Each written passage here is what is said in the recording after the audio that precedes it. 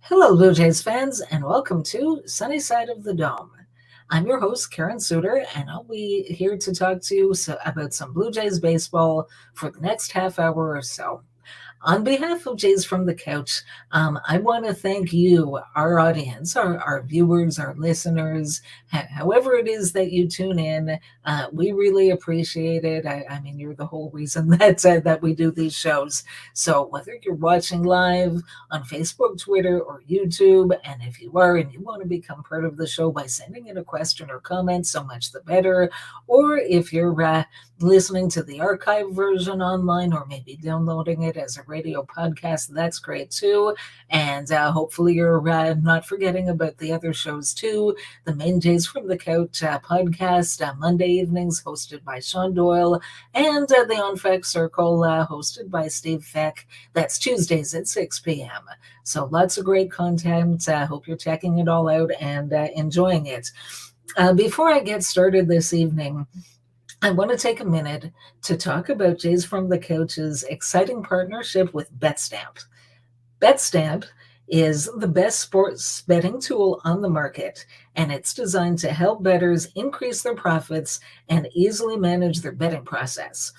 BetStamp aids users in determining what to bet on, where to bet it, and how to track it. BetStamp is dedicated to serving all types of bettors, whether you're a recreational bettor, a sharp bettor, or somewhere in between. The BetStamp app is available to download in the App Store and on Google Play. The key features of BetStamp are line shopping. By using the BetStamp app, you can line shop across all sports books to ensure you're finding the best available value for each wager and to save yourself some valuable time. Verified bet tracking. BetStamp allows you to track verified bets across all major sports books. This allows you to keep track of your different accounts and build a more solid portfolio as a bettor and increase your profits. That's what everyone wants, right? Follow winning bettors. You're able to follow other BetStamp users to be instantly notified when they're tracking picks. Following winning users in the BetStamp pick marketplace is a great way to find new bets. So download the BetStamp app today and use the code JFTC to sign up. And hello, Blue Jay fans. Happy Thursday evening, and welcome to this Groundhog Day edition of Sunny Side of the Dome. As Blue Jay fans, we've got to hope that Mark Shapiro and Ross Atkins did not see their shadows today. Otherwise, we could be in for another 6 years of no playoff wins. Whether that's in the form of 4 years of not making the playoffs at all, and then the 2 years that they did make the playoffs, and having a really quick exit the way that they did, unfortunately. So for 2023, they definitely want to do better. So the question is, what have they done to try to get there? Does it look like they're going to be successful? I'll get to my thoughts on that shortly. But leading off, as always, we have some transactions. So I signed off 2 weeks ago with a little hope that maybe the Blue Jays would give us another good transaction to talk about. And I believe that they have. So they have signed free agent, right-handed pitcher, relief pitcher, Chad Green. Chad Green is 31 years old.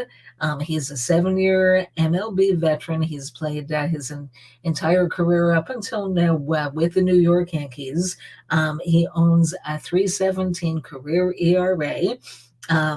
Walks per 9 innings, 2.3, strikeouts per 9 innings, 11.6. So, I mean, you pick any metric, and Chad Green has pretty much been good at it, other than from what I hear, when he does get hit, sometimes he gives up some hard contact. So, But yeah, overall in his career, he's been a very good pitcher. His season actually ended early last year in early June of 2022. He actually had Tommy John surgery. So, as we know, that's a season ending surgery, and you're looking about a year recovery process. So, the Blue Jays did this obviously with their eyes open. And it's not the first time they've done this. I believe the first time they signed David Phelps, he was coming back from Tommy John, if I'm not mistaken there. So, yeah, I mean, they know that they're not going to see him on a pitcher's mound until at the earliest June. And there's probably a little bit of a process, even once he's okay to get back to throwing and so forth. You have to throw, you have to probably go on a rehab assignment and so forth. So, they're definitely looking at something for the second half there. I like the move. I like its potential.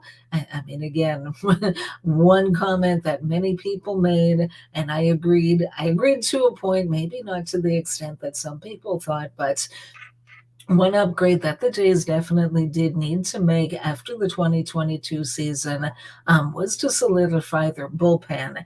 And Chad Green has a chance to be a very valuable piece. And I mean, let's face it, if you start off the season in April, hopefully everybody's healthy and nobody's overtired out of the gate. But then as the season goes on, they're human and they get worn down and sometimes it seems to me like they get overused. But I mean, having somebody whose season might start in July could actually be very beneficial because he's a fresh arm. He's not somebody that's been pitching for the last 3 months. So it's I like this move. I think it has real potential to help the Jays down the stretch. And well, one of my pet peeves with Major League Baseball and the way that they do things is that they don't have a 60-day injured list in the offseason. I really think they should change that because if you've got players, for example, a pitcher who had Tommy John surgery within the last 12 months, and you know you're not going to see them until at least June, July, or whatever. There's no reason why they can't be allowed to be on the 60-day out. Excuse me, 60-day IL. But that's Major League Baseball doesn't allow that. So the Jays have had to DFA two players in order to hang on to Hyun-Jin Ryu and now to add Chad Green to the roster. So to make room for Chad Green, they've designated for assignments Matt Gage. So left-handed relief pitcher, 30 years old. He was kind of a feel-good story if you remember last season. He was a career minor leaguer, finally got the chance to pitch in the major leagues last season, and he didn't do too badly for the Blue Jays. He pitched in 11 games, had a very fine 1.38 ERA. The analytics, if you really get into the numbers, he's not one of those leverage guys typically. His fastball averaged just under 93 miles an hour, so he's not a velocity guy. Doesn't have a lot of like high strikeouts. He had 8.3 strikeouts per 9 innings. I mean, that's okay, but it's not great or anything. And the walks were a little too high. 4.2 walks per 9 innings. So I guess when they looked up and down the 40-man roster, that they had to decide who they thought was most expendable. And at this time, it came down to Matt Gage. So he was DFA'd not that long ago. Haven't heard anything one way or the other as far as if somebody is going to claim him, or I mean, he could go unclaimed. So I'm kind of torn. I mean, for his sake, it would be nice if someone else picks him up and gives him a chance to pitch in the majors. On the other hand, if he isn't claimed, the Jays can keep him as a non-roster player, and then he's depth for them if they need him later on. So, but we'll see what happens, and we'll definitely let you know about that. And excuse me just a second.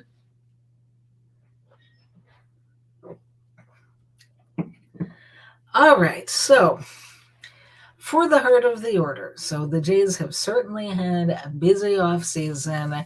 They've made a couple of trades. They've made two trades and four free agent signings. So they've acquired six players.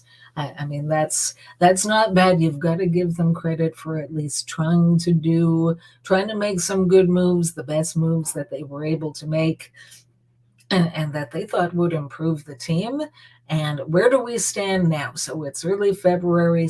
Spring training starts just in a couple of weeks. People start reporting for workouts and so forth. There's actually games at the end of this month, so that's kind of exciting. But what can we expect from this version of the Blue Jays? A lot of people, Blue Jay fans, people that I talk to, the consensus seems to be that most people are really excited about this version of the Blue Jays. They see them going far this year. I've done my best to take an objective look at them to, as I said, to the best of my ability. I mean, it's hard for me. They traded away a couple of my favorite players, and I've got to try to put those feelings aside when I'm looking at the team that is now. It has nothing to do with who was traded away. It has to do with who the current Blue Jay players are, and what do I see this team doing in 2023. And this is what I see. I see a wide range of possible outcomes. I see a team that has, I think I can see what other people see in that they have a high ceiling. I think their performance could be really great, and it could be a very exciting season for those of us who are Toronto Blue Jays fans. I'm not convinced. I'm not as convinced as some people that it's almost guaranteed that they're at least going to go to the playoffs. I talked about this a while back with some people, and there's some people that think, well, it's either the floor, so to speak, is, well, they'll be good and they'll get into the playoffs, but they still won't win in the playoffs. And the ceiling is they'll be great and they'll go on a deep playoff run, and who knows, the sky's the limit. I see a much wider range of possible outcomes than that. I see a possible scenario where the team isn't even that good, and believe me, it's not what I want to see. I'm not usually on the negative side. I'm just trying to be as realistic as I can here. So in going through my thoughts about like player by player and some of the questions and concerns that I have, always know that as a Toronto Blue Jays fan, I want each and every one of these things to work out in a positive manner and to help the team and to have the most amazing season since 2015, and maybe even better than that if we're lucky. But okay, so some of the concerns that I saw. First off, a limited track record. So a couple of the acquisitions that the Blue Jays have picked up this season, that basically the first move they made was trading for Eric Swanson, relief pitcher, 28 years old. He has 4 years of experience in the major leagues, all with the Seattle Mariners. And it's been, when you look at year by year, it's very much been mixed results. So in the really good news, the most recent results were very, very favorable. In 2022, he had a very fine 168 ERA in 57 games, a 184 FIP, 1.7 walks per 9 innings, 11.7 strikeouts per innings. I mean, just about any analytic that there is out there says that Eric Swanson had a very, very good year. He wasn't used in leverage situations very much by the Seattle Mariners. When he was, his performance was worse than than his overall numbers, but still quite a bit better than league average. So there's that. One of my concerns with Swanson is that when you look at the results of his other seasons, they weren't anything close to that. So his earned run average, I'm not going to sit here and quote every one of those stats for the other 3 years, but his ERA in 2021, 3.31, so good, but not hopefully the pitcher that they traded for. Prior to that, we're talking a whole different story. So in 2020, 1291, yikes, what's he doing that year? And in 2019, even then he wasn't that good at 574. So I mean, I suppose if you're going to have mixed results, I'd rather see the more favorable results in the recent year than 2 or 3 years ago, because that's at least promising. I very much hope that Eric Swanson can be the pitcher that he was last year. For I mean, the Jays have got him for another 3 years, and who knows, maybe even take a step forward, maybe be someone that they can count on in leverage situations. But when I look at my track record, look at his track record, excuse me, there, I find myself not convinced yet. I need to see how he's going to do before I'm in the Eric Swanson bandwagon there.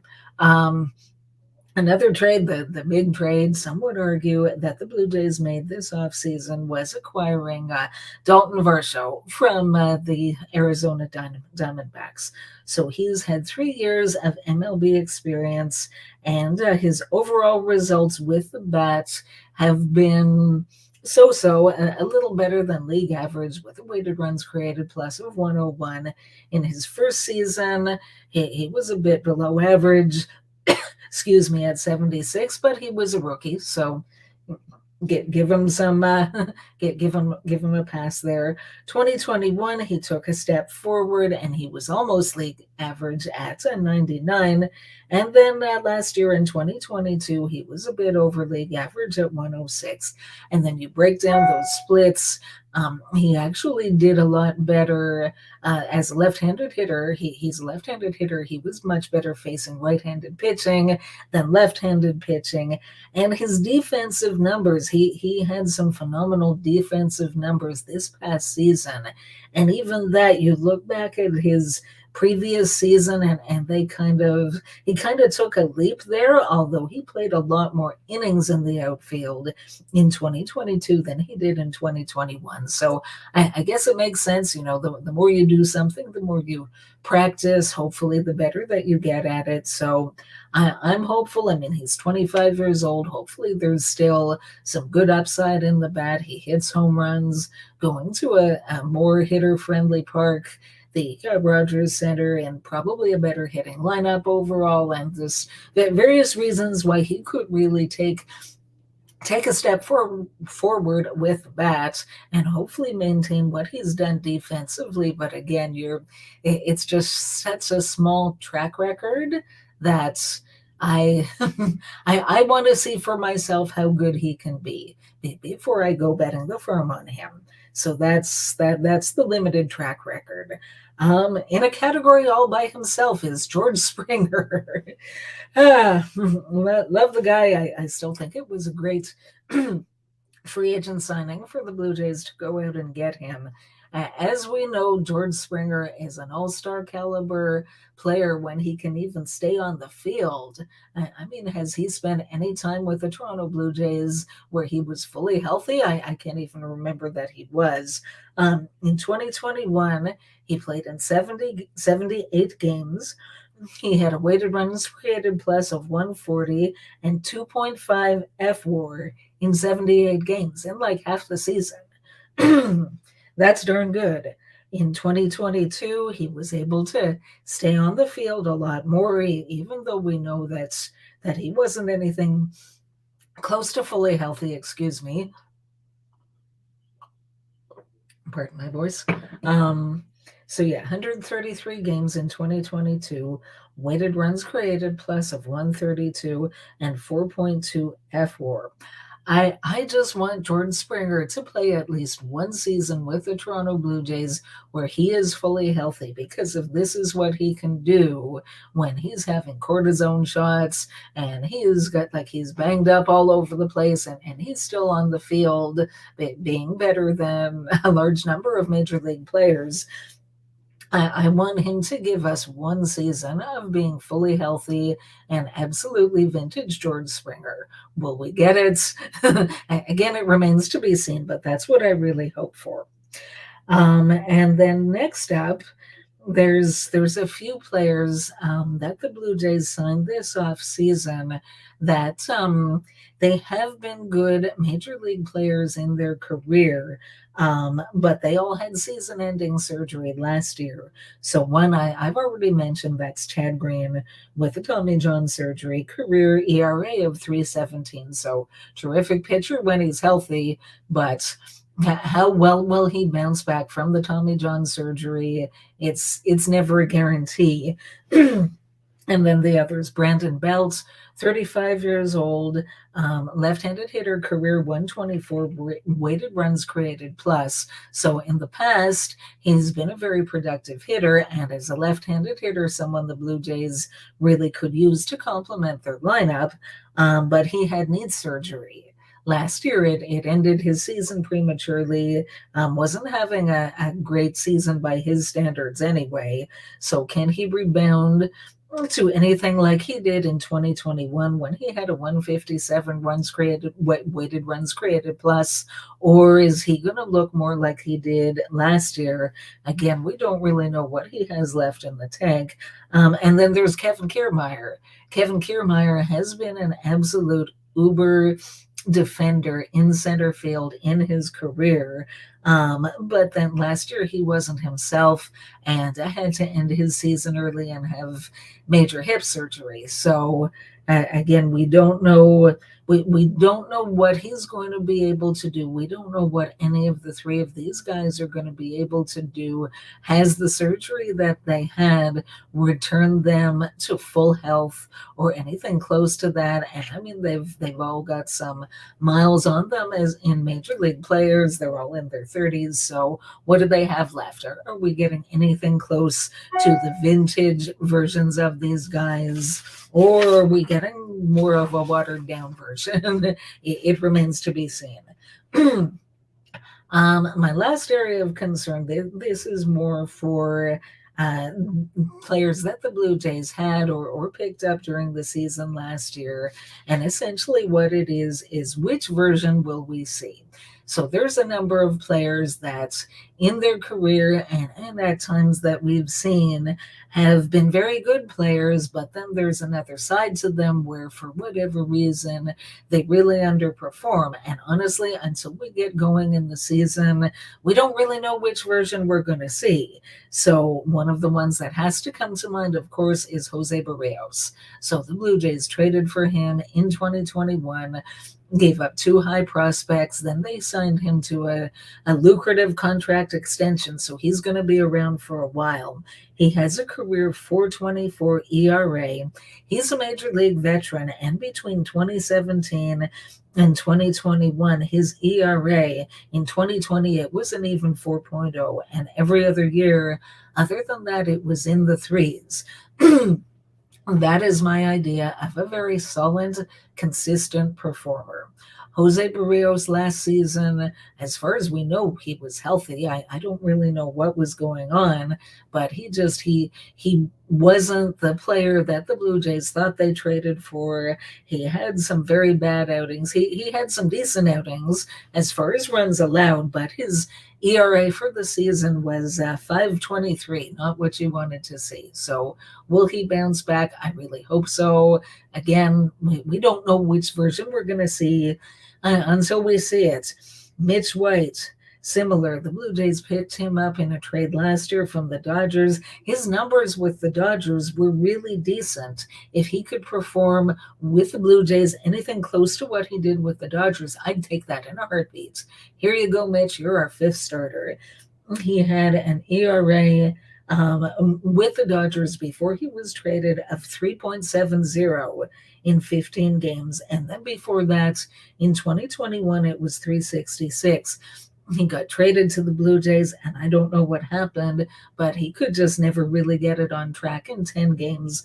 Finished the season with a 7.74 ERA, I don't know if there was an adjustment there, both pitching wise, and I mean he's a human being. He's a person. So you're adjusting to a new team, a new league, a whole new country, and did all of that play a factor? I don't know. Maybe it did, but I want to see the good side of Mitch White, and hopefully we will. Again, it's a question. Speaking of question marks, Yusei Kikuchi. Oh my goodness, where do you begin with him? Yusei Kikuchi's actually got a very good arm from the left-hand side of the plate. I remember when he was in the Jays rotation last year, the broadcasters saying that he actually had the best fastball in the rotation. You wouldn't necessarily know it from his results, although he was an all-star in 2021 with the Seattle Mariners, had a very good first half. Second half wasn't nearly as good. His ERA went up by about 2.5 runs a game, and I believe he lost his spot in their rotation. And same thing happened here with the Jays as far as losing his spot in the rotation. Had a subpar year, 5.19 ERA. Hopefully he can do better than that. He ended the season in the bullpen. He had a stretch of 5 games when he did really well, had some very good numbers as far as ERA, strikeouts, and so forth. And I'm wondering if he could actually be a leverage reliever, if they might have that in mind as a role for him. So we'll see. Just quickly going through some other things. So Alejandro Kirk. That Jays fans love him. He did great last season. He was a first-time All-Star before the All-Star break. He had a weighted runs created plus of 155. Unfortunately, he kind of hit the skids after the All-Star break and only hit 2 on 95 weighted runs created plus. So he went from being one of the better hitters in Major League Baseball to being a little bit under average. So again, where is the real Alejandro Kirk? Is it somewhere in between there? Hopefully on the positive side. We'll see about that. And if you think that's a big discrepancy, let me tell you about Whit Merrifield. So the Blue Jays traded for him at the deadline. From the time he played his first game with the Blue Jays through around mid-September, September the 12th. Anyone want to guess what his WRC plus was? 35. Like you're in DFA territory almost when that's the best you can do. And then I don't know what happened, but it almost felt like somebody flipped a switch and he became a completely different hitter. From September 13th through the end of the regular season, Whit Merrifield had a weighted runs created plus of 220. No, that's not a mistake. I double checked it. So probably both extremes are not going to be something that we're going to see for any sustainable amount of time. But which is he closer to? Is he closer to someone who can be very productive and contribute to a team that doesn't just want to contend but take it to the next level? Or are his best days really behind him and maybe trading for him wasn't even the best idea? So that's a lot of it in the nutshell. I mean, even players like Bo Bichette, Vladimir Guerrero Jr., when they have a down season, they're not usually terrible. They can usually manage at least league average with the bat or a little bit more than that. At times, when they're at their best, they hit like league MVPs, like All-Stars, and they can be absolutely fantastic. So hopefully the good version is what we're going to see. And lots to think about there, lots to digest. Before I wrap up and leave for today, I do want to do through Blue Jay colored glasses just quickly. So it's been a very interesting offseason. They still have one roster spot for a position player. They've got 12 guys that are pretty much locks. And then they're either going to have to promote a prospect or they're going to have to go outside. I'm still hoping that we can see a late signing and that Robbie Grossman will come on board and maybe be a semi-platoon with Dalton Varsho. Excuse me again. But for the most part, I think the moves that they've made are pretty much done and in the books. So the season is almost here, and Blue Jays fans, we're getting our sport back, we're getting our team back, and let's let's have fun together and enjoy watching them, and hope that for each of these cases that I've gone over, that we see the best case, the better case, rather than the worst case. And if that happens, I think we could be looking at a special season here. At least I really hope so. They've really tried to address some deficiencies, and hopefully it all works out. So anyway, yeah, hope for the best, right? And on that note, that's all I've got for you today. Thank you very much for tuning in. Let's go Blue Jays, and see you in a couple of weeks, and maybe they'll have given us that final piece to the puzzle by then.